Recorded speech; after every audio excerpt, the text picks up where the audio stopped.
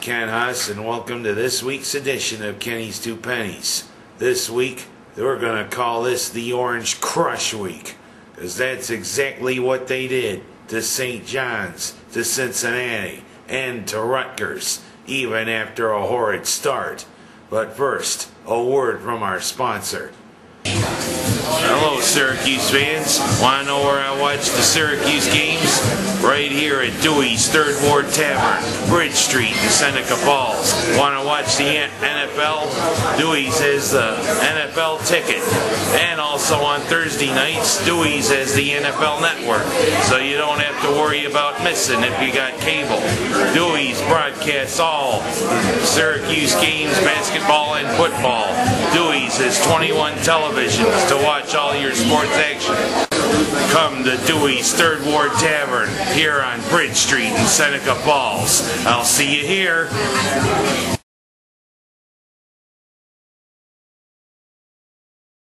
We're going to call this the Orange Crush this week, Orange fans. A three-part Orange Crush. I'm sorry I don't have any of that Florida citrus with me right now, or else I'd throw one down and write on it what we did to other opponents. First, put my face on your shirt.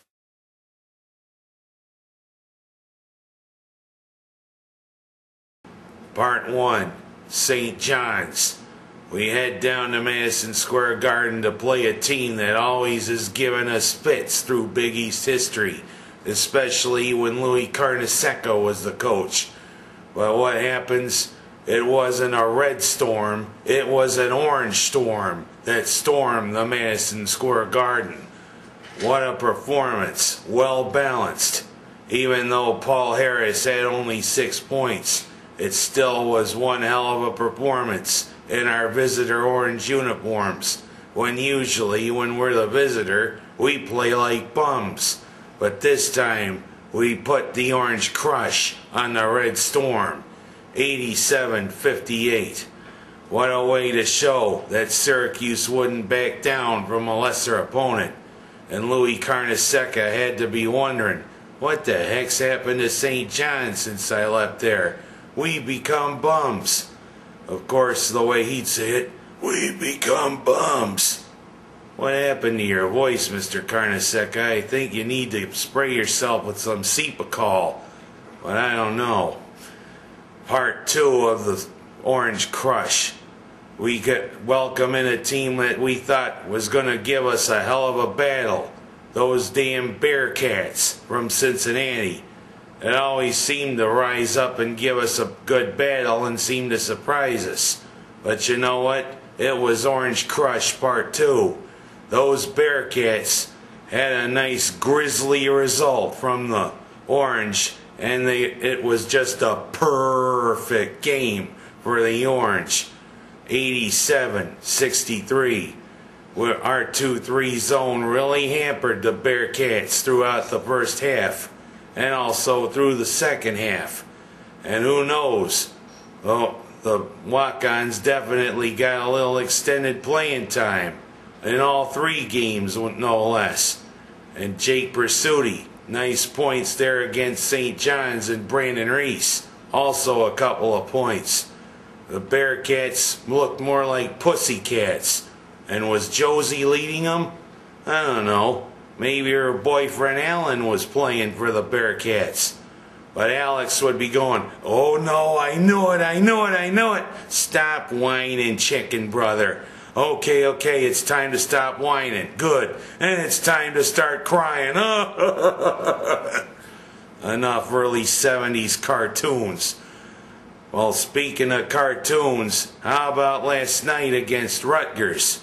I almost want to say, and it's not Orange Crush Part 3, I don't want to call it a cartoon. You know what I want to call it?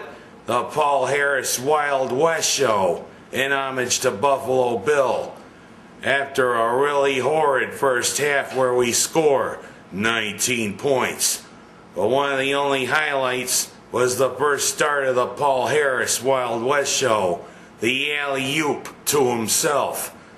Who knew he could be such a showman right there? Lip slam! And also there, when we finally get going there in the second half, he really turned it into the Paul Harris Wild West show. First, Johnny Flynn with a pass off the backboard, and Harris with the slam dunk. And then the one-handed alley-oop from Andy Routens, and also tossing his headband into the crowd. And by the time the walk-on started coming in, you see him do that hey move behind his back, and also slamming it down. What a show, Mr. Harris. Who knew you could be the showman? But now I think that you and the Orange team are finally starting to get in the groove. Maybe you're peaking at the right time. Although in the first half of last night's game, the only peaking it seemed you were doing was peaking to be bums. You shouldn't play to Rutgers style, because you know what? That'll get you beat every time. But eventually we learned our lesson. 70-40. Sounds like an uneven split if you're divvying up the profits. But what a hell of a score for Syracuse to put. 3-part Orange Crush. And we head into Saturday's regular season finale against Marquette, riding a high. But I don't know, Marquette could be tough goings on their home court. Even with losing one of their starters, Marquette looks to be one hell of an opponent. And that's it, until we start another circus. The circus that is the show that is the Big East Championship. Well, what a week that's going to be. 5 days of Wild West shows. And hopefully Syracuse can put together a nice run. Even though I think with this 3-part Orange Crush, we've cemented our place in the big dance. And if the NCAA Rules Committee doesn't like it, hey, you know what I could do. But no, I'm not going to show my middle finger. And this week, I'm not going to say that's my story and I'm sticking to it.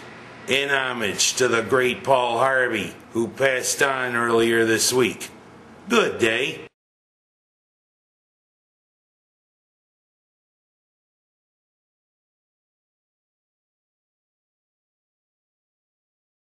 ¿Dónde está la biblioteca?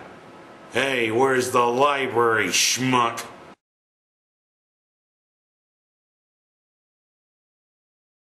Well, what do you know? Like father, like son.